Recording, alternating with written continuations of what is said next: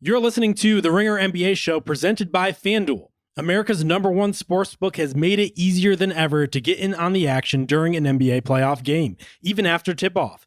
Just look for the live SGP tab on the FanDuel Sportsbook app and build your bet slip. Then sit back, relax, and track the outcome of your parlay right in the app. And if you don't already have it, download the FanDuel app today to make every moment more. The Ringer is committed to responsible gaming. Please visit rg-help.com to learn more about the resources and helplines available and listen to the end of the episode for additional details. Must be 21 plus and present in select states. Gambling problem? Call 1-800-GAMBLER or visit rg-help.com.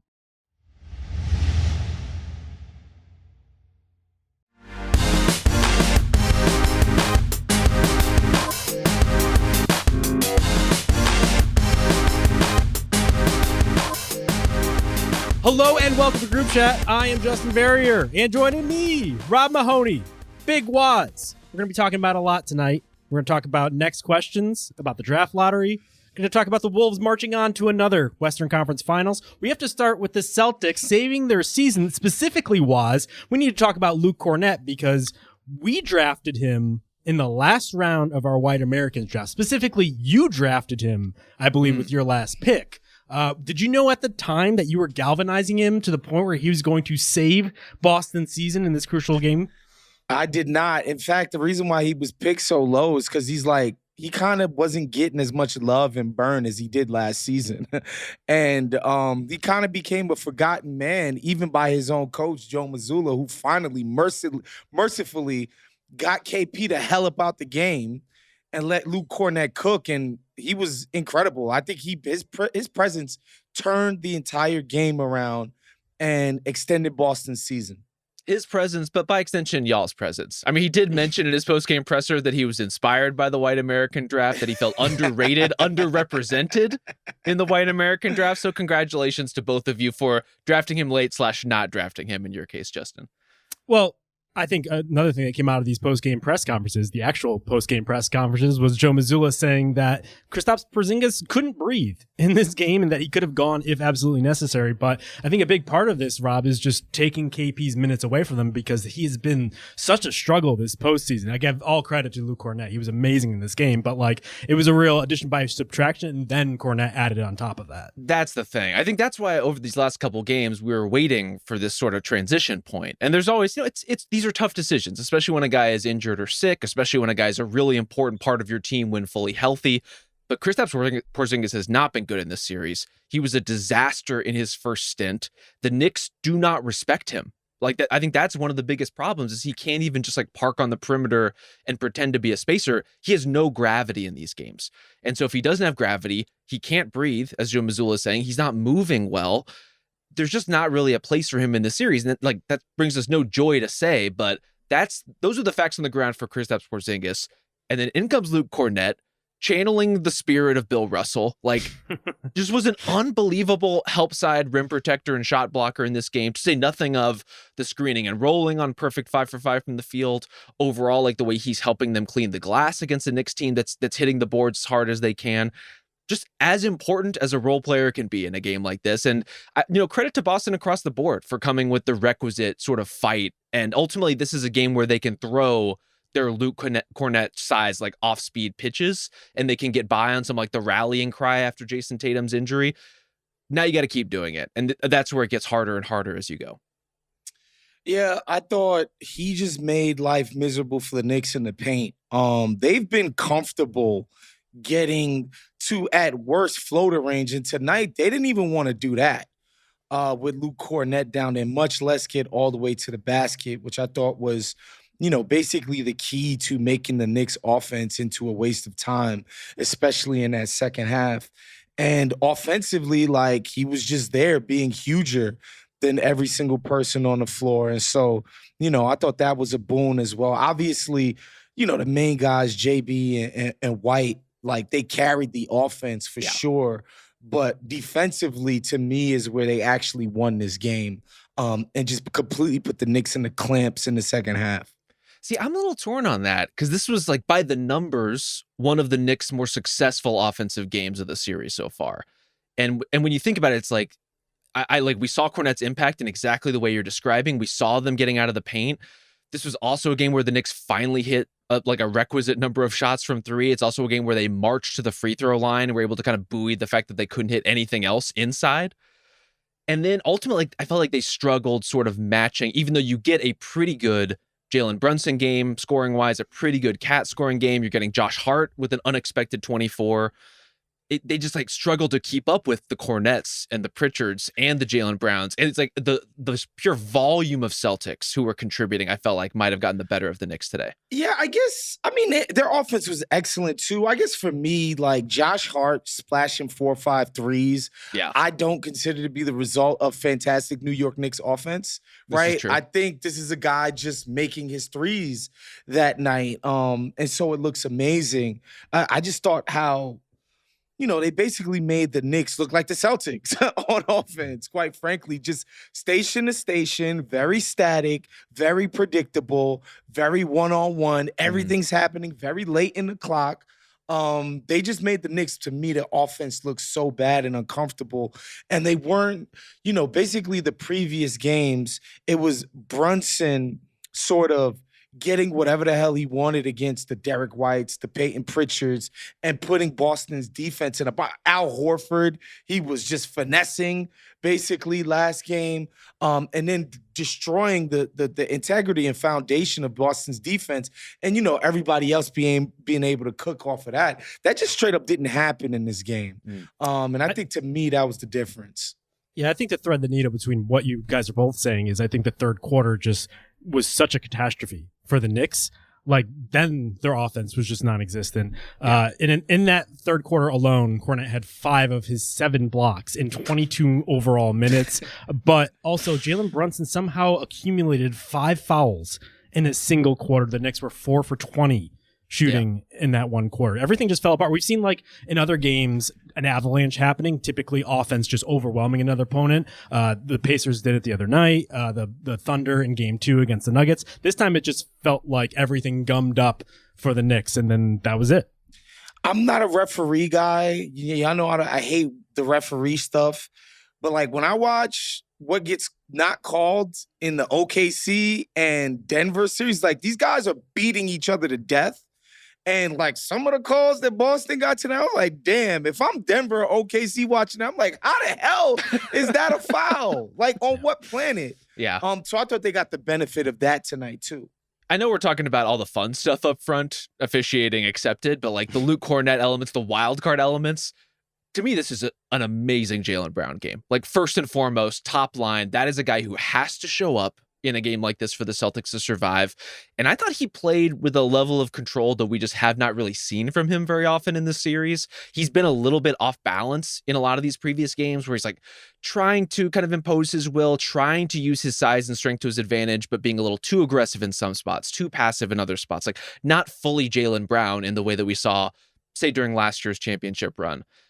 It was almost like being down 3-1 took some of the pressure off him. And he played like a free and easy game, and he was able to attack at will and leverage his strengths and set everyone up. Career high 12 assists. I just thought he was really, really sensational, really, really remarkable work. And also, like, defensively was getting after it, guarding Jalen Brunson a bunch in this game. Just did everything required for the Celtics to get through this. Yeah, I agree. I just felt like he had a level of restraint that was intentional, in part because Tatum wasn't there. It was almost like he realized that he was the lone adult, like watching over everything, and he decided to be more careful with how he approached things. There was that one play late in the game where he was going to go for the 3, but then wisely made a decision consciously. You could see like the wheels just spin and be like, no, this isn't the right shot to take. Let the closeout come. He drove, and then the big collapse on him. He hit Drew Holiday for a pretty nice dime down low. And I was like, oh, that's like the type of floor game that we typically see from Tatum was. But it just felt like he was like the one connecting all the dots for everything that they were doing. Yeah, I think you're right about the patience and restraint, especially, it's been a few days of people everywhere complaining about this guy's handle or lack thereof in this series. Like, yo, this guy can't dribble, seriously. And tonight, he was just methodical, attacking, the favorable Knick matchups that he had. I thought he did an excellent job of getting downhill. Again, broken record with the Celtics, but yeah, getting to the paint matters. yeah, Drew Holiday, you're bigger than a lot of the guys on the Knicks. Get to the freaking paint and get downhill on these guys. I thought Jaylen Brown was excellent at perfectly calibrating that. And, it's the Celtics. You're not going to hesitate to fire when you have a wide open three and you're Jaylen Brown and you have a high quality jump shot. So, yeah, I thought the patience was very telling. He didn't seem rushed. He's like, you know what? I know where the help's coming from. If they don't send it, I'm going to be able to batter and bruise these Knick defenders. Even somebody like Josh Hart, who I think is a stout defender. Jaylen Brown is just way bigger than this dude. And speaking of Josh Hart, the only questionable decision Brown probably made was giving him the old corkscrew. That was something. The shoving match, like, what was he thinking there? I would love to know the thought process. We got to get the full JB comments on that one. That was a move of some kind. The old doorknob, or I don't know what you're calling that one, but man, I guess it was effective. Incredibly strange plays. And like Josh Hart on the receiving end of some serious blows in this game. Like Josh Hart played a sensational game. Within it was like a race against the clock because he got smacked so hard across the brow, his face was gushing blood. And then the rest of the game was like, can you finish this in time before your eyes swell shut? And yet, here's Josh Hart making all the usual Josh Hart plays, nailing the threes that you mentioned. Was like, he came up huge for the Knicks. It's just ultimately they didn't quite have enough against the Celtics team that really had to redefine everything that they were doing without Jason Tatum. Clearly, they're playing their same style, like they know what they want to do, but Jaylen Brown has to be that measured adult in the way that we described and can't just be the sort of like mercurial wild card element that he is in some of the other games where he's really successful. Derek White had to really put his foot on the gas. And he was amazing. He was awesome. Looking like Halliburton out there. Can he just do this? Like, can Derek White just put up all-star numbers whenever he wants? I honestly think he might be able to, but he has to kind of override the sort of mental restraint of like, I'm going to take some shots that are not great shots. I'm going to force it a little bit, especially from three. Such a good shooter, and they need him to be that without Jason Tatum. So what I thought was interesting too, and I think you guys are getting to this, like the Knicks weren't sure how they wanted to guard Boston today. No. If you watch Game 4, they obviously, like, they had decided how they're going to handle every single pick and roll combination, every single off ball screen, every single pin down. Like, they had a plan for what they would do when Tatum would screen for Brown or Horford would screen for Tatum or whatever. It didn't seem like they had a fixed plan about how they wanted to handle every single sort of offensive action. And they were giving up layups off of the pick and roll, so many dunks, so many guys coming wide open for threes. I would expect that gets tightened up, as the series goes on, but it's definitely something that I noticed. It felt like their defense was not completely nailed down in terms of how they wanted to try to stop these guys, which I think was a major factor in, Derek White, God bless him. I don't think of him as a guy who just goes out and get 40 when he feels like it, but he felt like that guy tonight. He certainly did. I think, too, that three-guard look for the Celtics in particular is still quite a bit different from how they usually look with Tatum and Brown out there or some combination thereof out there. Having White and Pritchard and Holiday plus Jaylen Brown plus one of Luke Kornet and Al Horford, that really kind of broke the game open a little bit for Boston. And that's the kind of thing where you're right. Like, on film, you're going to figure out ways to take things away from Peyton Pritchard, who was also really good in this game. You're going to find ways to close the windows on Derek White to make life more challenging for Jaylen Brown, like make his reads a little more complicated. There's a lot on film, I think, for the Knicks to uncover in terms of how they can approach this stuff. Yeah, it was unfortunate that it took a little while. It took basically KP having to be sat at half in order for them to pivot to the one big lineup, because to start off with double bigs, when Peyton Pritchard at the very least played so well in the previous game, I was just so disappointed, because that is so often the muscle memory that Joe Mazzulla turns to, and it just wasn't the right move. And it felt like at the very least, like he was able to get it off it quick enough that it didn't damage them. But like part of it was probably White just hitting those first 4 threes and everything opened up from there. But it just also was like there was more intentionality, there was more flow, and just more physicality and purpose to everything that the Celtics were doing offensively in a way that they hadn't had this entire series at this point. I think that's such a trap too in terms of the rotation stuff. Like, on one level, you can look at the Celtics who are actually going to play in this game and say, okay, well, if Kristaps Porzingis is going to play, and clearly they were planning for the idea that he might at least give it a go. You want to have Luke Kornet off the bench. You know, like you can kind of balance your rotation, your best players to have a good like toggling between starters and bench. And you could go through kind of the same mental dynamic with Peyton Pritchard. It's like if you start him, then all of a sudden you don't have any ball handlers on your bench. All of a sudden you don't have that in reserve. These are the playoffs. Like you just like one of those three guards gets an early hook. They're all going to play huge minutes. Peyton Pritchard played huge minutes in this game. Yeah, if you want to start him and play the first four and then give him the quick hook, let the other two guards play and then toggle in and out as you go, like there just needs to be more ball handling on the floor. There needs to be more shot creation on the floor. And I thought in particular, like we already kind of hammered KP, who just wasn't good and is clearly ill. When he and Al were on the floor together, they were just like stepping all over each other. Like they just, for two guys who have played together a lot in their careers, or at least a fair amount, given what KP's injuries have allowed over these last 2 years, just didn't seem like they knew where to be. And that was a huge problem in and of itself. Yeah. I'm pretty much done with Hacker Robinson at this point. He made all six of his free throws. Put it to bed. We salute you, Mitch. I get it. That's the type of thing I don't want to see in a closeout game. You're almost like adding this chaotic element into what you're doing, and everything was going so well, yet they kept going for it until he made all six of them. Just no more. I'm done with it. I don't want to see it. I mean, I have no argument. Clearly, yeah, Joe Mazzulla on some level agrees because he did. It's not basketball, so yeah, I would love to see it legislated out. But, you know, at the same time, he made the free throw, so hopefully that'll be a deterrent enough. So, Rob, if you're Tibbs right now and you're grinding through the tape, you're probably on hour 3 because the game was over 3 hours ago. What are you seeing? Like, what are we doing differently? I think a lot of it is the way you're responding, the way your team is rotating, and how you're sort of tailoring that away from the Jason Tatum version of the Celtics into this version of the Celtics. Like, I thought Woz nailed it. Like, the number of runaway plays coming out of like pretty simple screening action tells me this is just not a team that's anticipating the correct threats, that understands like where the priorities are on the floor, and they're overreacting to stuff like hugging up on shooters and underreacting to, I don't know, like the 7-foot dude who's a foot away from the basket and you can throw a lob to. Like, I think a lot of it is just prioritization and understanding, okay, the terms of engagement here have changed. And yes, we want to attend to all these shooters. Yes, we want to stick with all these actions, but like you got to hammer down your actual paint defense first. And you got to make sure you're taking away the easiest possible looks, because this is still a Celtics team that can be susceptible to settling for some shots it shouldn't. And in fact, probably should settle for some of those shots under the circumstances. Like the bar has changed for Boston in terms of what their best case looks are going to look like. And so with that, you can play into those tendencies if you're New York, I think. We didn't end up talking about Tatum because we weren't recording in the next couple days. I like the fact that they were able to bounce back so resolutely in this game. It almost felt like they weren't affected by it at all. If anything, it was a galvanizing effect. But obviously, huge loss. I'm almost like still wrapping my mind around it, because it's the type of thing that will not only affect one of the main contenders in the NBA, but it will also ripple out to the rest of the league. Like, this is potentially changing the face of the title race for perhaps maybe 2 even longer seasons, depending on how extreme the Celtics get with their offseason moves.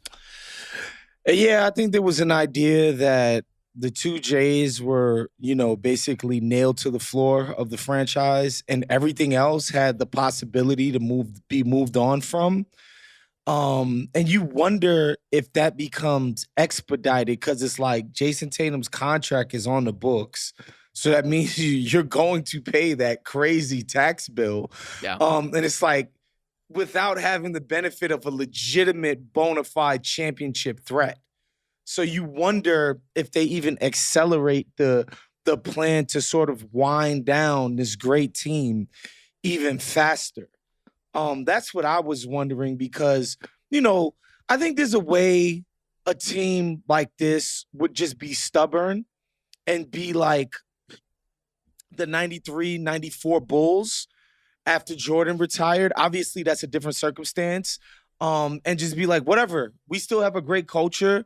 We still have great players on this team. We're going to be hella competitive in the Eastern Conference, even with our roster being what it is, and just keep going. But like, the number of years that they've been paying into, you know, this tax and this onerous ass, you know, second apron and all this crap that the owners begged for, it just makes it seem like what would be the point of that? Like outside of just being like, this is our culture, money be damned. We're good. Like the team that we just saw tonight, why can't they be that good in the regular season next year? Yeah. Right? If the new owner wants to endear themselves to the fans, be like, we're not folding up the tent. We're bringing our guys back, and we're going to have a great season next year and be just as competitive and all of that stuff. And then we're back into championship mode as soon as JT comes back. I think the real problem it presents, and we've been talking about this for a while, and you were kind of alluding to it there, was as far as like you're gonna have to make financial decisions on some of these guys at certain points, and we've Bring already heard the Kornet whispers. back. What are you talking about? You got a free agent Luke Kornet, you got free agent Al Horford, also like between like the Drew Holiday decision, like the finances of this were already that kind of pinch, and what this changes to me is at this point, not only do you have the financial pinch, you have the time pinch. Like Al Horford and Drew Holiday, two of the most important members of your team, are no longer on Jason Tatum's timeline. Like Jason Tatum is going to miss probably all of next season, maybe even some more time after that, as far as like getting right and looking like Jason Tatum again. Al Horford is 38 years old. Drew Holiday is 34 years old and already showing like a little bit of being 34 years old. Like by the time Jason Tatum looks like Jason Tatum, those two guys are not going to be as important to your team anymore. And yet they may still be quite expensive for your team. So how you navigate that is quite thorny. And on top of that, Kristaps Porzingis going to be 30 in August. You might be saying like, oh, that's young enough to where like maybe there's a runway for when Tatum comes back. But obviously the injuries are mounting concerns to the point where we don't know what we're going to get from him every season. Also an expiring next year. Even I think the tension point is really Derek White, because he's the type of guy under no circumstances would a winning team want to just fork over. Yeah. But you have to, I think, start to consider that, like, at a certain point, we need to reboot in order to hit the second phase of Tatum. Do we actually want to get ahead of that? Because also when you're thinking about the transaction math of all this, like, how much are you getting back for Drew? How much are you getting back for Porzingis, considering his injury history? Some of these other guys are just, like, kind of rotation players. And so, like, would they go out and trade White? Because I think, like, as I'm talking through this in my head, I'm starting to wonder if Brown is actually the guy that you can't trade, if only because he's the one that perfectly aligns with Tatum's timeline.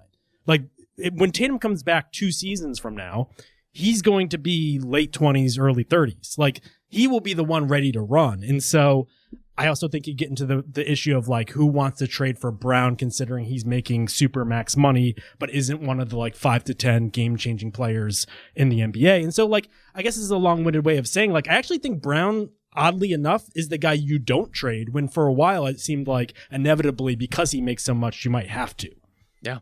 I think it'd be insane to move on from Brown to like not believe that you can eventually put an absolute bona fide contender back together around Tatum and Brown. I think Tatum is young enough where I think he's going to come back and be a bona fide all-star starter type of player when he comes back and get right. I just think he's going to modify his game. Yeah. I think it's going to be more, interior oriented. And I don't want to like be hot taking. I think this might be a blessing for his actual approach to the game, where it's just like, you know what? Let me just go out and be stronger and bigger than every single wing that I go up against.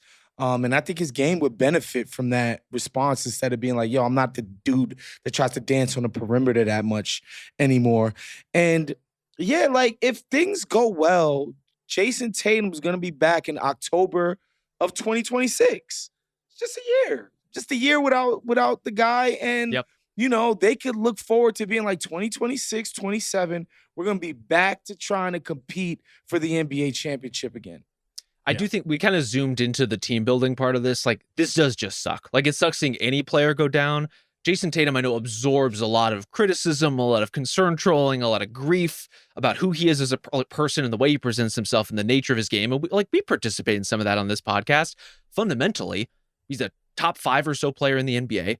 And he's a guy who shows up and fucking plays. Like, he does not miss games. He plays huge minutes loads, carries an incredible responsibility for a landmark franchise in the NBA. Like, it is never lost on me how much he puts on his shoulders and how successful ultimately he's been to this point, crowned with the title last season. And it sucks that we don't get to see the Celtics get a proper defense of that title. Granted, they were probably going to lose that game that he went down against, like, to the Knicks anyway. They were going to be in the 3-1 that game was hold. on its way to being cooked. Yeah, it definitely seemed that way. But like, maybe they have a chance to come back from 3-1. Like, let's see the championship I would have been hesitant resolve. to call the series, guys. I would have been like, I don't know. They're that kind of team. Like with Tatum, they're that kind of team. Yeah. And without him, as we're saying, we're just gonna have to radically rethink the way we categorize the Boston Celtics within the landscape of the league and kind of like what they're going to be capable of for the next year plus. And to Justin's point, if I'm trying to shed salary on this team, I'm not looking at Derek White. Like Drew Holiday and KP, figure it out. Figure out how to get rid of one of those dudes or both. Yeah. Derek White can't be the guy that walks out the door. I think it could change maybe how they view what they're looking for in return. Like, can you actually think about draft picks now? Because now we're like looking maybe 3 years ahead. We're like looking to hit the ground run. If anything, this is maybe a silver lining that like they had to reboot in some form or fashion. It's actually harder coming off a second title to be like, shit, we got to trade Drew Holiday now just because we can't afford him. Like that, the discussion becomes a little bit more easy to talk yourself into there. But I will say it was odd in a good way that when they announced that Tatum was out, they announced that he had surgery, which was like the next day after. I've never seen a player suffer an Achilles tear and then the following day already have surgery to the point where they can announce that. And so like clearly he's going to hit the ground running from this. Like he's just a maniac worker. And so like I doubt like he won't be all-star level or anything like catastrophe like that. But it sucks because like you were saying, for the past, half decade plus of NBA basketball, this guy has been consistent because he's always playing. There's just going to be such a void because he's just not going to be out there. It's just going to be weird. Yeah, it's going to be very weird. I mean, it's going to be weird in the Eastern Conference in general, figuring out like who the kind of tentpole teams are going to be. The Cavs just Is that Tyrese Halliburton's music? Your words, not mine, Waz. I'm just saying, like the Cavs furthered away their season. The Celtics are going to be a changed team for the near future. There's a lot of opportunity here, whether it's for the Knicks, whether Giannis it's for the Pacers. Is getting traded to the West. Who maybe Cooper Flagg going to Dallas. Like, can we get just like one guy into the Eastern Conference? God damn. We're going to talk about that later. I do want to talk about that because the imbalance is just so fucking nuts at this point. This episode is brought to you by GNC. When it comes to what you put into your body, the bar is never too high. For 90 years, GNC has set that bar with elite quality standards across all their science-backed health and wellness products. As America's most trusted nutritional supplement retailer, GNC is committed to helping you live well through expert advice, personalized solutions, and the determination to help you achieve your goals. GNC, live well. Shop on gnc.com or your nearest store location. The Minnesota Timberwolves punched their ticket to yet another Western Conference Finals. Congrats to them. A convincing win, I guess, in Game 5, ? Or it was a convincing win. They let it slip away and then ended up with a moderately convincing win. How are you feeling, Waz, about the Wolves overall? Did they talk you into them being like a legitimate finals contender at this point? I know, but like, just based on purely on math. Yeah, they're in the conference There's going to be 4 teams left, so and they're one of them. We like their chances, you know? They're in the conference finals, so they're legit. It's just, I can't shake the feeling of the game 1 that I watched with Steph on the floor. Like, it felt like these guys were ready for this challenge. And the fact that Steph Curry just goes down with an injury after 1 quarter of this series, like, I know it would have been nice for us as fans to see that group that remained make Minnesota sweat more. I just think it was just a tall task to be like Jimmy Butler and Podziemski and Kuminga and Moses Moody. Like, these guys, Buddy Hield, were going to beat Minnesota in this series. Granted, again, I think they should have made them sweat more. I think Golden State could have played much better, even, considering the circumstances. But this series was decided for me. I knew Steph wasn't coming back. These hamstring things take forever to heal. And guys come back after a month off. Then 3 games in, tweaked again. I just knew Steph was gone. So I kind of lost interest in the idea that this series could be meaningful in any way. So Minnesota's done their part. They beat the hell out of the Lakers. Okay, they got a diminished Golden State team. So what? They beat the hell out of them. And now they're sitting pretty, just waiting for the winner of that bloodbath of the series on the other side of the bracket. I would say they have a pretty vested interest in who they should want the winner of that series to be. Of course. Not just because of the regular season series in which the Wolves were quite successful against the Nuggets, but in this game, the Wolves turned the ball over on like 20% of their possessions. Yeah, Golden State's pretty good at that. Yeah. Imagine Oklahoma City translating the problems to that series. Like the Wolves are a team that for all of their strengths, and there are many of them, and I want to get into them, they will inevitably blunder. Like they're just gonna do it. They're gonna throw the ball all over their place. They're gonna make some very weird decisions. Ant got ripped twice at the top of the floor by Buddy Hield and Moses Moody. That's insane. Like that's just stuff that's gonna happen with the Wolves. And so against Denver, I think they are gonna fare pretty well. Like we've seen that matchup before, granted without Cat and now with Julius Randle and Dante DiVincenzo. Like that's a meaningful shift. Oklahoma City's a very different proposition for them that I don't love how they match up there. You know, I've had this feeling burbling deep inside the guts that, like, I don't know, it feels like this is the Wolves' year, you know? And I hear the logical case that the Thunder are a bad matchup for them. But as things were rolling, let's say the third quarter, I was like, I see it. I see the vision. And especially if like the Thunder aren't hitting, maybe the size advantage of a Rudy comes more to bear as opposed to like all their drivers attacking Rudy. Now you have the advantage of having size. Obviously, the Wolves have the marriage of size plus athleticism on the perimeter, whereas like a lot of the Thunder players a little bit more lithe, a little bit more easy to push around. I'm like, I could see Ant superstar. Obviously, they're struggling with Jokic being the superstar. Can Ant play somewhere near that level in order to take over a series? The vision is there, but then, man, then the fourth quarter comes. Oh, my God. And it's like the seventh turnover for Ant. I'm like, that's going to be 14 turnovers against a Thunder team that's just like, this is what they do. Again, I don't count Minnesota out of a series against anybody. Obviously, Denver, they've kicked their asses up and down the court for like 7 straight games now, it feels like.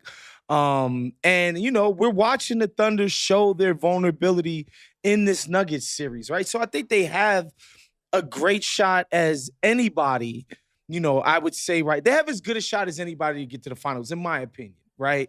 I don't see like an OKC series as like some crazy lopsided series, like say Minnesota and a diminished, you know, Golden State, right? Where it's just like, it's so obvious the disadvantages. That being said, it's just, I don't know, man. I don't know if I could trust these guys over the course of a damn conference finals. That's what it is. Like, and it is not overwhelming. You're right. Like, I wouldn't think the Thunder would be crazy favorites. So those are going to be lopsided games. It's just like when push comes to shove, what do you trust? And there are these two incredibly distinct versions of the Wolves. And one of them is just tripping over themselves on possessions. They have no business doing it. And one of them looks like the best team in the NBA. One of them shot 36 of 47 from 2 in this game. 77 fucking % from 2. Like, they just looked like the bigger, more physical, like, demolishing team in a matchup like this where they had every reason to do it. And like Julius Randle, the shot's going to come and go. Bodying guys is forever. Rudy Gobert, I thought had a really strong offensive game, but also obviously was so instrumental to their defense. I thought his help was tremendous. Jaden McDaniels' help was tremendous. Like these guys felt really, really connected at certain points and really, really out of their minds at other points. And like, that's a tough team to bet on in the conference finals, but if you get more of one than the other, all of a sudden you're in the finals. You get more of one than the other again, all of a sudden you're champions. Like, crazier things have happened. Bodying guys is forever. Do we need like a Julius Randle Nike ad with that? Look, you guys buy his shoes? I'll send me a quote, you know? I'll let me get involved over there. His Skechers. I forgot he's a Skechers guy. Is he a Skechers guy still? Oh, he's a Skechers guy, yeah. Okay. Never mind. I don't want to be involved with Skechers, sorry.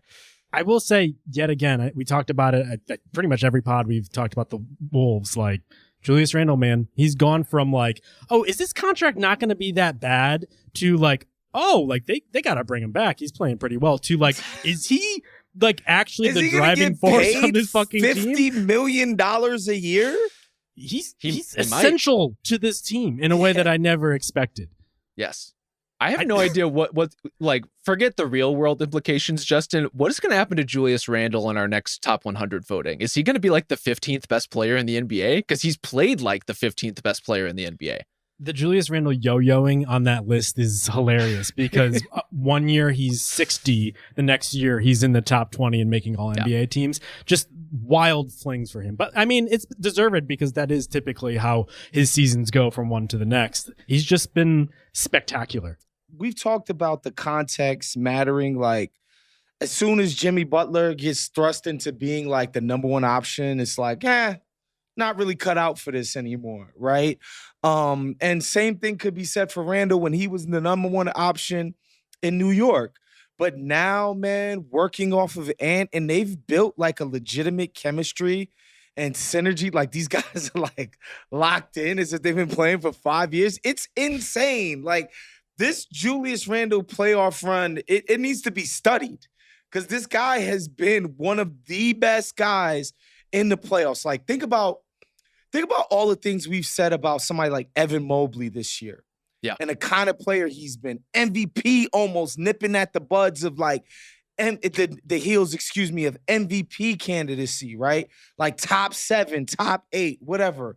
Best record in the Eastern Conference. Julius Randle has blown that man out the water in the playoffs. It's not even been close, dude. And like, you can go team by team and say that about a bunch of guys who are bona fide stars in the NBA. He outplayed LeBron James the round before. Yeah. Like, it's crazy, dude, how well this guy's played.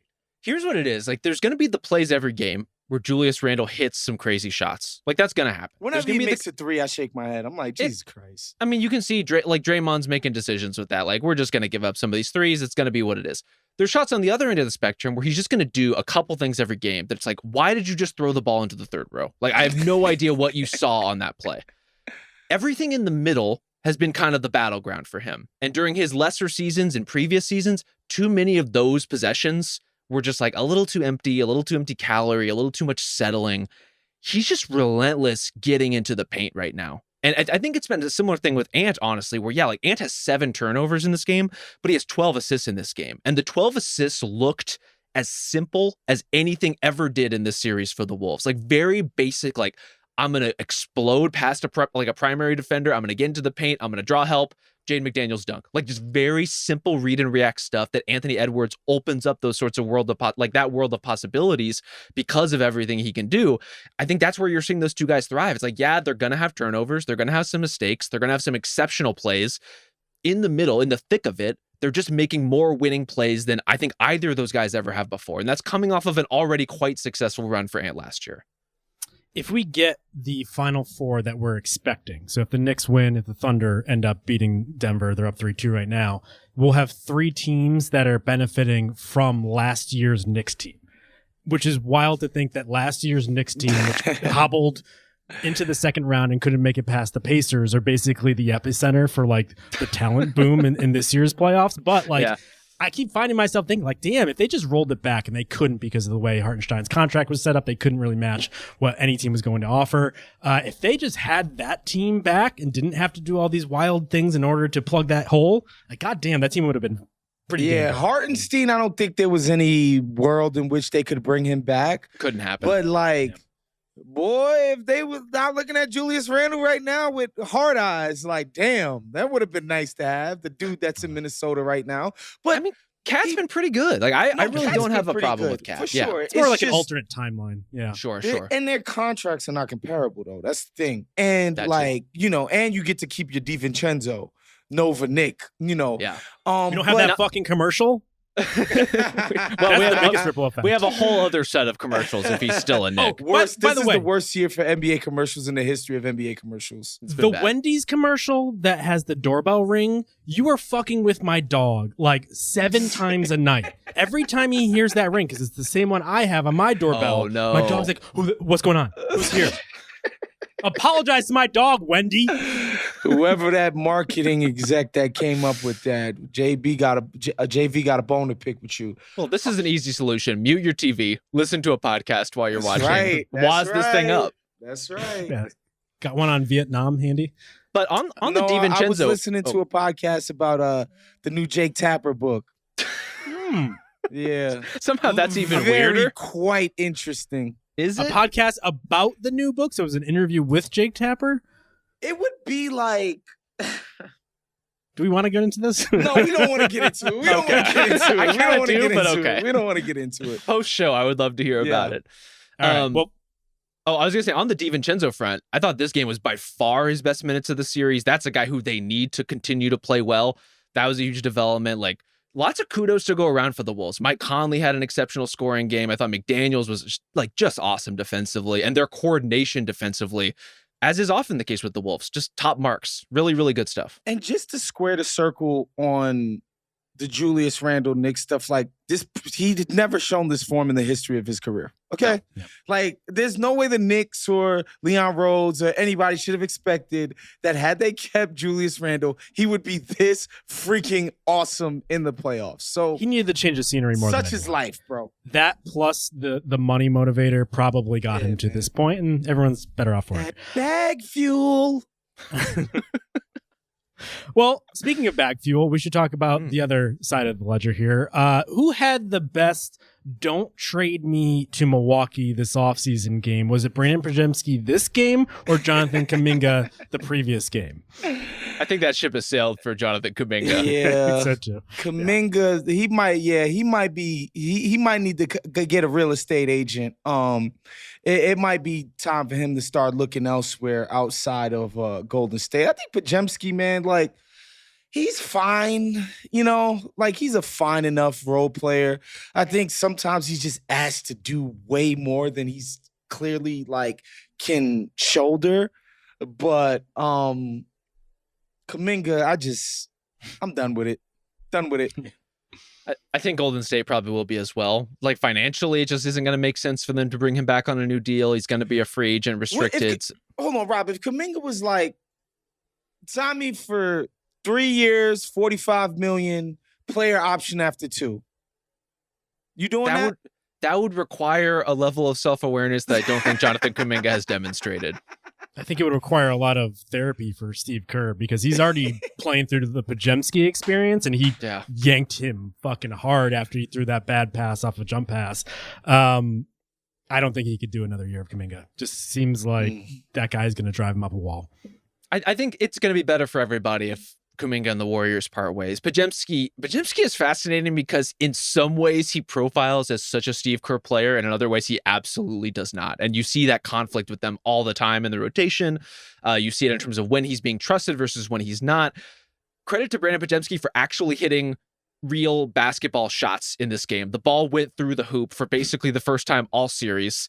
Because when he's not hitting, he's kind of a mess out there sometimes. Like, they really needed this from somebody, and so it was important to get it from him, but he is who he is. And that's like a fairly useful but somewhat limited role player. Well, we should assemble our Warriors war room here because we have to talk about their future ahead. In some ways, it's kind of already been defined by the Jimmy Butler trade because they don't even really have contracts in order to go out and swing for like a Kevin Durant or something like super extreme. I think people have been whispering about the Giannis Warriors Steph Curry connection for 20 years at this point. Doesn't seem like that's going to happen because it's not in the cards for a variety of reasons. One, they just don't have anything that would interest Milwaukee when there's going to be like 20 bidders this summer. But it does feel like they need like 2 to 3 rotation players because what they were short is just like any goddamn offense when Steph went out. Obviously, Steph presumably will be back next year, and so that'll be mitigated to a certain extent. But like just having like 3 more guys, and all of a sudden, Rob, this seems more interesting to me. It does, but they're going to have pretty meager resources to get those 3 other guys. Like, to get 3 potential like useful offensive players with basically veteran minimums, basically like the taxpayer mid-level, like they're not going to have a lot to roll the dice with here, depending on how some of these other free agencies break. And they're already having to like pay guys who are quite important to their team. Guys like Gary Payton, guys like Kevon Looney, like they need them too, in addition to the scorers they want to bring in. And so then all of a sudden you're starting to just like look around at this year's free agent class, which is not the most overwhelmingly talented class I've ever seen, and say, who is the guy in this group that's going to take the veteran minimum to play for the Warriors, to come off the bench and like hit some shots? And I'm sure there's a guy in that bunch who will fit that description. I'm just not sure it's going to be someone who's going to blow you away. Yeah, I think they got to hope that the post kid who's been trash in the playoffs. Okay, he's had his moments in the playoffs. Okay, sure. He's had some moments. That is fair. He's looked like a rookie big man in a lot of these cases. And we can't just, what I was going to say, like, you can't just say, like, oh, like, this means he can't be good next year. I think, like, they got to hope on that guy's development and, pray that Guy Santos is something. Like, I think something it's all right. some internal development kind of thing. Yeah. And hopefully one or two miracle veterans that they get to come and you be like, holy smokes, this guy's going to come in and be perfect for what the Warriors are trying to do. Here's what I would hope for if I'm laying out the canvas of like what we want to accomplish here. If the big swings are off the table, I just want to trade young and potential for veterans who know what the fuck they're doing. And so if I have a list and I have like a short list here, first and foremost, I'm checking in with the Nets, who apparently I can only make trades with just them because after the Dennis Schroeder move, we're going back to the well. Cam Johnson makes a ton of sense. Big shooter, would be a little concerned that he reverts back to 2 seasons ago as opposed to last season's, but like he's a guy that can score when you need. He's a scoring. Steve Kerr kind of player, 1,000,000%. Size, not Buddy Hield level streaky. He's just going to be an upgrade in every regard. What about Steven Adams? Can I interest you in a former Warriors combatant in that long ago Western Conference Finals? Now he's just like a guy who's going to give you physicality off the bench. He's the new Looney. Does that interest you at all? I mean, sure. Not just physicality off the bench too. Like Steven Adams has a little bit of like Draymond high post distribution to his game. Like he's a little bit of a midpoint between Looney and Draymond in some ways. So they need a center, a real bona fide, actual 7-footer who can play 20 minutes a game. Like they really need that. Like they're overstretching the bounds of what Draymond can do at his age, man. Yes. At the 5. So like, yeah, they need a bona fide center. And, like they're going to like somebody else besides Steph Curry who can make a 3-point shot. That has to be in this freaking rotation. I think by extension of the Draymond thing too, like you need to be very careful next regular season that you're not wearing Draymond out, playing him at the 5. You also need to be very careful you're not wearing Jimmy out, playing him at the 4. Like having all 3 of those guys is helpful to kind of distribute some of the responsibility, but you're going to need like rock solid, very available role players. And this is where the veteran part of that conversation gets a little thorny, Justin, where it's like, yes, you could sign and trade Kuminga for a lower ceiling kind of veteran contributor, but you better make sure that veteran contributor has like a pretty clean like injury like record. Like you want somebody who's going to be out there. I think Golden State is going to be really good next year. I think so too. Really, really good when they have all of these guys together. And it's a shame that the deal happened so freaking late that this scrub ass team that they put around Steph, they had to basically play a month and a half for their playoff lives, basically tiring these guys out before they, go into a freaking 7-game series with a bunch of 23-year-olds who are playing balls to the wall every second of a game. I think next year, man, with a new training camp, I think they'll be even more crisp in terms of the chemistry between Jimmy, Draymond, and Steph. I really do think Golden State's going to be a really good team next year. Yeah, it's hard to look at them in the future and be like, they're not going to be in the mix. Unfortunately, when the Spurs then trade for Giannis, it's going to be like assemble the Voltron that just smashes the world. It's going to be like, what even is the mix anymore? In a world where Giannis is a Spur, like the bar would move so substantially. But right now, we're seeing like a healthy Warriors team and a healthy Wolves team. Like that's a good fight. That would have been a good series if Steph was out there. The Nuggets and the Thunder are not that far apart. Like that's a really competitive series. Like all 4 of those teams, and maybe even some more that are on the outside looking in who are going to be better next year. Like they're all kind of in the same grouping. And I think Golden State has a chance to make some inroads. It's going to depend on who's healthy and when, what kind of minor additions they can make along the periphery. And I think they're going to need one surprise signing to pop. Whether it's an undrafted guy, whether it's somebody who hasn't had a reputation of being terribly productive. They need a Bielitsa. That's exactly what they need. Like they just. I mean, well, even he had some moments as a king. Still having nightmares about that dude. If Post isn't the new Bielitsa, I don't know who is. That's a fair point. But they need the new Bielitsa. Okay. Since we're already talking around the draft lottery, why don't we pivot there? Just absolutely incredible night. Like you think that you've seen it all, and then the Luka trade happens, and then you think you've seen it all, and then the Mavs shoot up to number one. Rob, take us through how you're feeling, and specifically your friend who we checked on a couple months ago.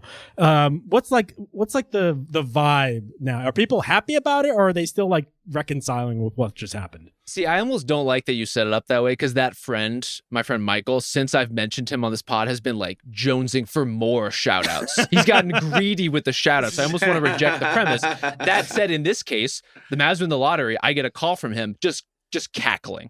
I can't even hear a word. Just literally cackling. What? Just like as fucking strange a series of events as you can imagine any team going through in about a 3 to 4 month span. There is no righteousness in the world. It doesn't make sense. This is and this like there's one fundamental reason why the Mavs would never trade this pick and should never trade this pick for anybody, Giannis included. This is the one thing that bails out trading just like a superstar as young as Luka. Like getting a white American superstar? I wasn't going to say that. I was going to say someone as talented as Cooper Flagg coming in at 18 years old, getting the youth that's now going to carry you in a post-Anthony Davis, post-Kyrie Irving era. There was no other way for the Mavs to get that other than this. And there was a 1.8% chance of that happening. But Rob, Insane. this is Texas. What about the double down? Double down on the Luka deal. Get another star in there. You know why not? Maybe you can trade Cooper for Austin Reeves. Like go back for what you didn't get the first time. I mean, Cooper is a maniac. He's gonna fit exactly what really they would good. need. Yeah. Oh my god. I mean, I've only seen Nico Harrison is gonna fall in love with that kid. He definitely has Mamba mentality. Isn't a Nike guy, unfortunately, so maybe they do end up trading him. But yeah, is he Team New Balance? Is he in that He's group? a New Balance guy. Look yeah, at that. New England guy, man. Come on. The rise of the New Balance guys, the Skechers guys. You know, it's a real day for alternative athletic wear. Right. All right. So what happens now? Yeah. In Dallas. So you have been gifted something, probably not from the gods. I guess we're looking more downward for the help here. He fits exactly with what they're going for. We're talking about intensity. We're talking defense. We're talking about like power forward size players. Now they have yet another one of them. I assume they're going to keep going along with Anthony Davis starting at power forward. So Cooper probably slots in at the 3. You could just pencil in Lively, hopefully back from his injury at center. Like, how does this change the calculus, you think, Rob, in terms of like what they're thinking this offseason? I think there's two things that shift. One, a PJ Washington trade feels pretty much inevitable. Not that PJ Washington's not good, but you've just been replaced by Cooper Flagg. And most importantly, this is a team that needs playable guards so badly. Yeah. This is a complete list of the players on the Mavericks roster under contract who their best position is in the backcourt, period. Either guard position. We're going to put Kyrie Irving to the side because he's still rehabbing. We don't know what his status is going to be for the majority of next season. The guards they have, Brandon Williams, Spencer Dinwiddie, Jaden Hardy, Max Christie, end of list. Those are their guards. Tough. Najee Marshall? See, I would say Najee Marshall's best as a 3. Yes, I agree. Best as a 3. If he can shoot. Similarly with Clay, like they can get away with faking some of this stuff, but like they just need backcourt help in such a desperate way that one, PJ Washington could easily be moved for that. I also think this is a maybe subtler but also meaningful nudge for a Daniel Gafford trade as well, given that the Mavs are probably not going to reinvest in a future Daniel Gafford deal. This would be the time to trade him. I'm sure the Lakers will come calling. I'm sure other teams will come calling. He's going to make sense for a lot of groups out there who are looking for a backup energy center who's a good rim protector and finisher. He could make sense for a lot of teams.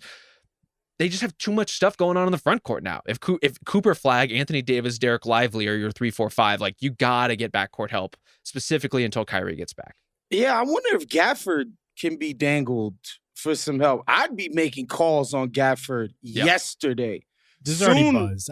I think he wants starter money, and you're already seeing like the rumors where it's like, Gafford here or there. So that seems inevitable. Is even Gafford before coming up on free agency, or he wants an extension? He's got one more year, one more year under contract. I would be making phone calls on that guy ASAP because, like, obviously, you're not moving AD. No, I mean, but again, just that we're talking Could you about his chair. Could you imagine trading Luka freaking Doncic for a guy? and then trading AD afterwards. Then 5 months later, Absolutely moving the not. guy you moved for Luka Doncic. Like, yo, bruh. This Could reality also is already stupid mention- enough. Like, I can't deal with that. Yeah, I know. But Well- a Cooper Flag, AD, Derek Lively front court is fucking sick. Like, I let's like just that. put it out there. That's a Yeah. sick group to bank your team on. So I think Yeah. we're all assuming that Kyrie will come back in some form or fashion. He has a player option this summer. Probably going to re-sign him. We'll see what he can give them next season. But 2 seasons from now, they're going to have something there. I would be targeting a guard in a trade because, as Rob mentioned, you got a nice little package there with Washington and potentially Gafford together or separately, where you could target a guard who will give you some offensive juice now, but ultimately I want to downshift him to the 6-man role. Can I when interest you Kyrie in some comes back. Jalen Green action? You Please cannot. don't. Please don't. And That's I not don't what think this team needs.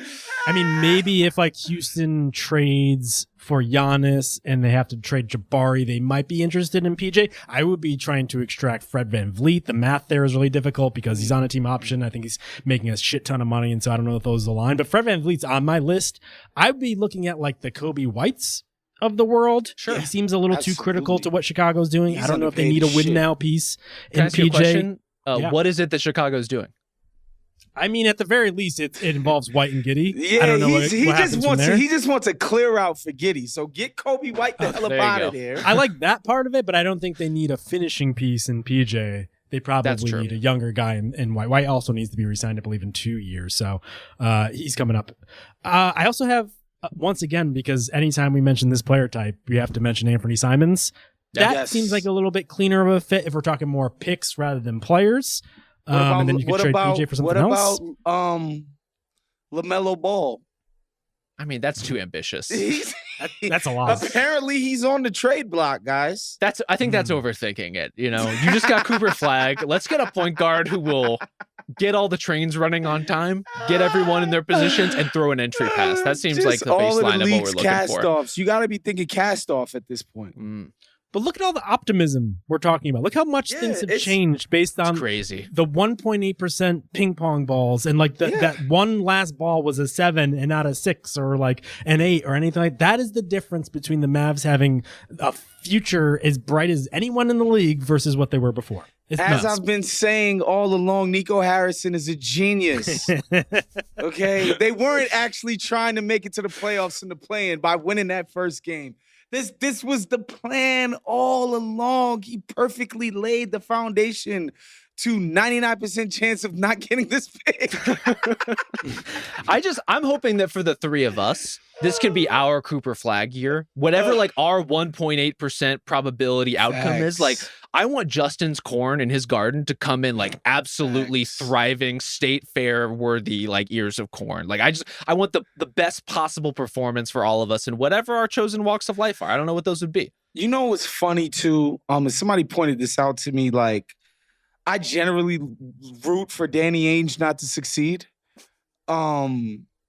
But Cooper Flag in Utah as a story would have been something I just couldn't resist. That would have been too sweet, too You don't have to worry perfect about it of a anymore. marriage. Oh, damn it. Well, since we're talking around that, one of the questions I have down here is which lottery team outside of the top 3 is now the most intriguing situation. So we're going to talk about the Spurs in a little bit, and we could talk about the Sixers if you want, but that one's a little bit more cut and dry to me. Like, are any of those teams, Waz, are you more interested in? Like, are you like watching the Jazz as they try to recover from this tank and they're left with, I believe, the 5th pick in the draft, and all of a sudden it's like, what are we doing? I mean, to me, ultimately I hear like, I was listening to Bill and Zach, and it's like, what have we done? Teams talk about, what have we done? What have we brought? Like, ultimately, bro, you have to be more competent than praying that time you get the good ping pong. There's a franchise player waiting there for you. Because if I'm not mistaken, Jalen Green was the number 2 pick in the draft, y'all. He was. Like, Ahead of Wiseman, Mobley. number 2 pick in the draft, guys. Like, I'm sorry, like this idea that you've somehow, my roster building potential is so cooked. Because no, it's not. You have to be more competent than praying that you somehow fall with the right pick in the right draft.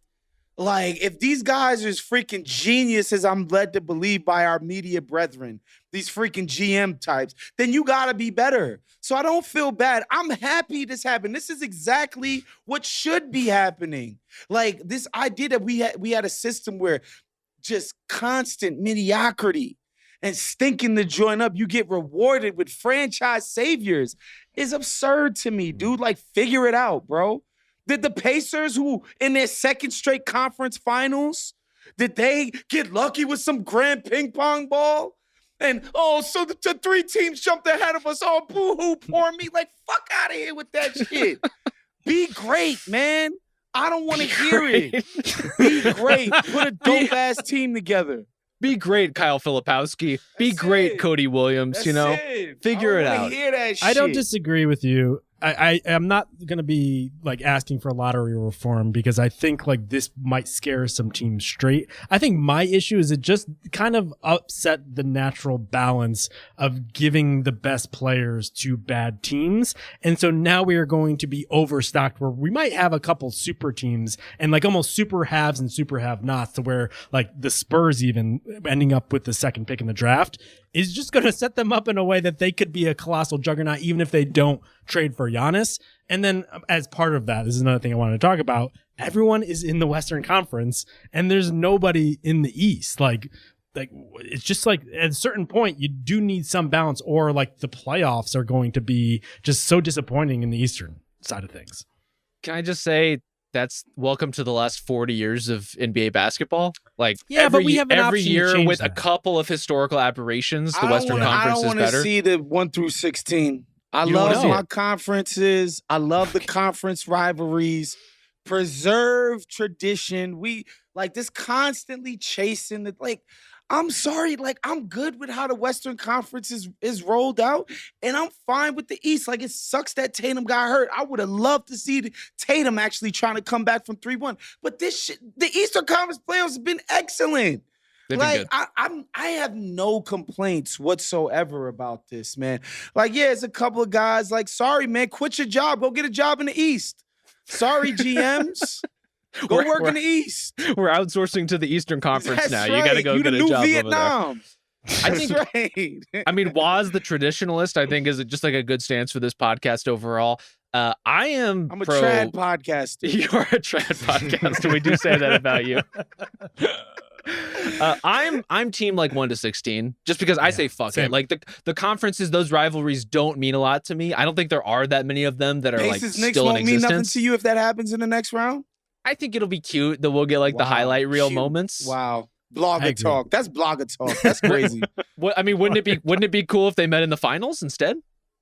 If the rivalry's that important? Sure, I guess. Sure. Sure. Listen, if the Bulls in their current state played the Pistons in their current state, are you like, let's go, history yet again, the Eastern Conference Finals from the 90s back again? Like, no one cares about that anymore. No. But like things like the Nuggets and the Fair. Wolves, like having a Western Conference does make it more probable that they're bumping up against each other all the time, series after series after series. And we're seeing, Minnesota evolve. We're seeing them go get the thing that they need to counter Nikola Jokic. I think that's what we would lose a little bit, is that sort of like, Jokic's in our conference. Should we go sign Isaiah Hartenstein? Like that kind of causality would be a little bit gone, or at least a little farther afield if it's a 1 to 16 It's situation. just, for me, this feels like UCLA joining the Big Ten. Like, I just don't need it. I don't need it whatsoever. Like, I'm fine with the conferences as they are. I don't want the world versus America in the goddamn All-Star game. Like, just give me the East and West All-Stars. If the East gets their head pounded in, sorry, you guys should be more competitive. Like, play, no excuses, play like a champion. Like, I don't know, man. It sounds like it's just a bunch of freaking Western Conference execs bitching about how hard it is in their life. It is that. Yeah, It's a that little does bit. happen. Well, if we're going to use the go be great theory, I do think it's going to be harder for just the best teams to be on the biggest stage, where I do think we're going to have like 11 through 13 in the Western Conference, not even getting a play-in game, while like a 42 win team is like the number 4 seed in the Eastern Conference. And then I'm just like, I want to see the best teams play the best teams when the stakes are at their highest. And so it's going to almost rob us of better competition when we want to see it the most. When we add Seattle and Vegas, can we add Minnesota to the Eastern Conference. I think it's probably Memphis is the one, probably, or right? New Memphis Orleans. is Or New definitely the Orleans. one. I mean, Yeah. it doesn't even make any sense that they're a Western Just Conference geographically team. speaking, one of those two But would make sense. Minnesota, like if Memphis could be a Western Conference team, why can't Minnesota be an Eastern Conference team? Sure. That's true. You know, get Ant in the East. I think a lot of teams are going to be lobbying very hard to be that team I that love pivots that. to the Eastern Conference. Eastern Conference Clippers, can't wait. Just get them out there. So you would rather teams just getting in based on politics in order to get into the worst conference, and all of a sudden the Wolves are a dynasty because they've been in the finals like LeBron level. Why not? Now Why we are not? Big 12ing it. Now we are just like college conferences at that point. Why not? I say abolish them. We've done it enough. We're screwing with the All-Star game every 5 months. It seems like Yeah. like let's just Let me met tell this you, out. Now, look, It's 2025, guys. Nothing is sacred. I promise all you. fluid. Not a Yeah. single thing. But this is the thing though with the schedule. If you keep the integrity of the 82 game schedule, how do you balance a schedule with no conferences and have travel to consider? You can like- keep the logistics the same as if they're East-West, but change how the playoffs are seeded. You're still playing the Okay. same teams the same amount of times, I think. But if you're in the West, you're playing West teams more times than East teams play them. Yeah. You It understand? doesn't help. It doesn't help. So that's why I'm just like, yo, man, this is life. This is the life we chose, fellas. We chose to be NBA people. Deal with it. My answer on that front was not our job to figure out the schedule, to break No, it no, into no, like no, no, arena no. availability. Like I feel logistically, that. I agree it's a nightmare. I think ultimately the answer is the season should be much shorter. It should be much less unwieldy in that direction, and then Now, you can get into breaking it out. If we go into my round robin, every team plays each other twice, home and away. There you The go. Wild I'm tournament? fine with abolishing the conferences. Wait, we haven't heard this proposal yet. What's That's the just a- WAS tournament? No, for the regular season. For like the if- regular oh, season, okay. I see. literally just every team plays each other twice, home Yeah. and away. 62 Two games a week. Yeah. Let's keep Oh. it pushing. 100%. Yeah. Everything can be solved in the NBA if we just had fewer games. Like, I believe Literally that everything. more we talk about it, and we talk about it all the time. Yeah. Well, the one thing we didn't hit, Spurs, we're kind of talking around it because it does feel like they are on the precipice of something potentially pretty special here. They end up with the number 2 pick. Dylan Harper is projected there. It seems like the way the draft is breaking, Cooper Flag clearly number 1, Harper clearly number 2, separated himself from the VJ Edgecombe types, the Ace Bailey types. You could read about all of them in Kyle Mann's draft guide. Danny Chow also helping out there, so take a look at that. I don't know, man. It just feels like this could be a game changer, and they already had one of the best prospects in the past 50 years. Yeah. I don't- Is it a game changer if they just keep the kid that was on a 10-win team? Maybe not as much.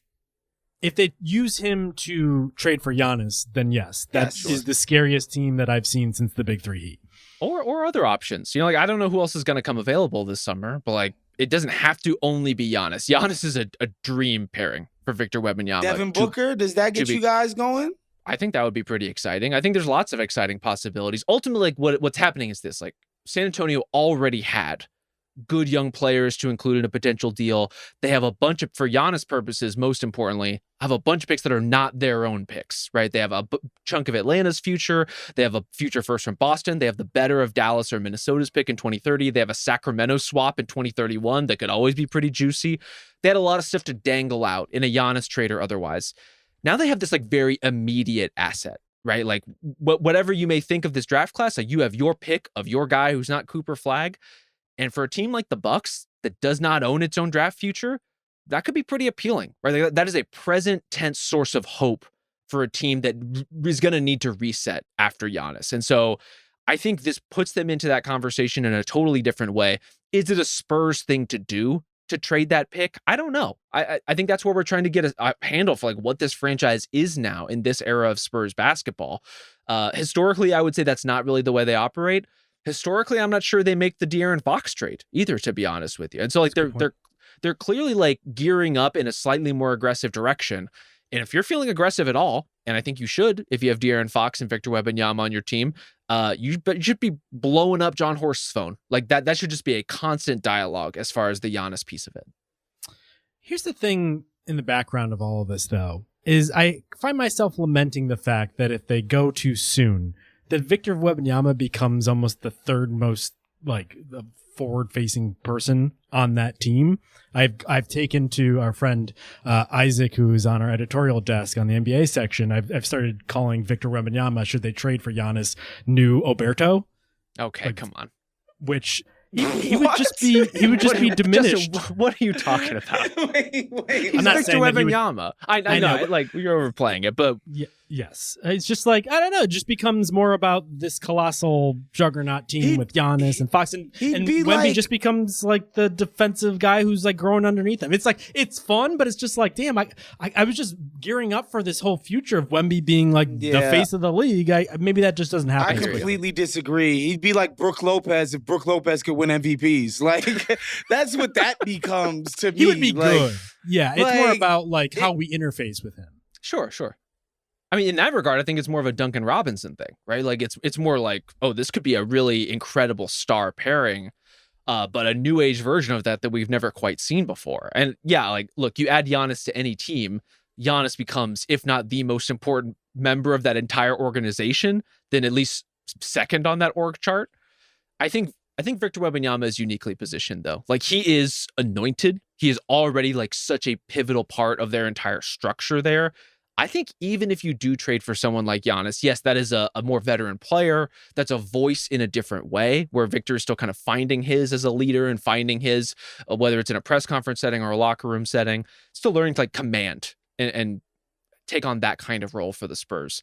But as a player, he's going to be fucking great. Like, yes, I think in some ways maybe it tethers him more to the outside than the inside if you pair him with Giannis. I'm not so convinced that's a terrible thing. And defensively, I think they're just they would be unlike anything we've ever even tried to imagine before. It would be sick.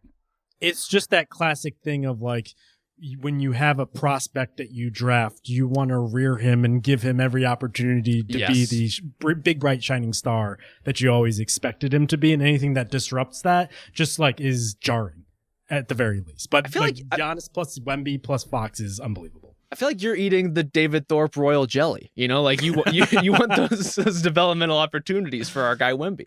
A little bit. I will say this though. I think at the deadline, obviously Luka took like 100% or 99.9% of the oxygen of what everybody was talking about. But low key, there was at least one or two executives like, that's all they paid for De'Aaron Fox.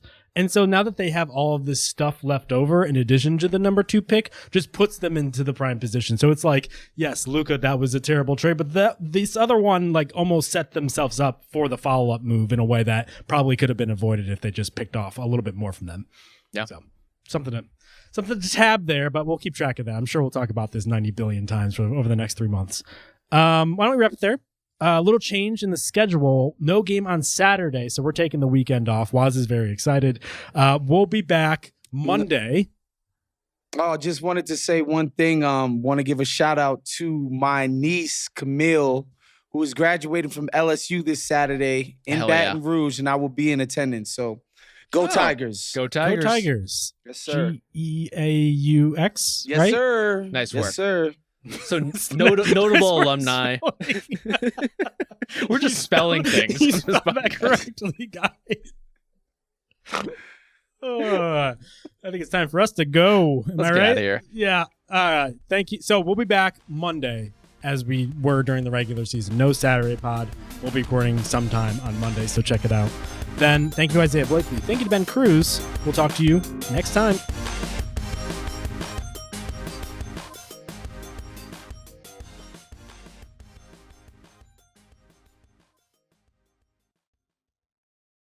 Must be 21 plus and present in select states for Kansas in affiliation with Kansas Star Casino or 18 plus and present in D.C. Gambling problem? Call 1-800-GAMBLER or visit rg-help.com. Call 1-888-789-7777 or visit ccpg.org/chat in Connecticut or visit mdgamblinghelp.org in Maryland. Hope is here. Visit gamblinghelplinema.org or 800-327-5050 for 24/7 support in Massachusetts or call 1-877-8-HOPE-NY or text HOPE-NY in New York.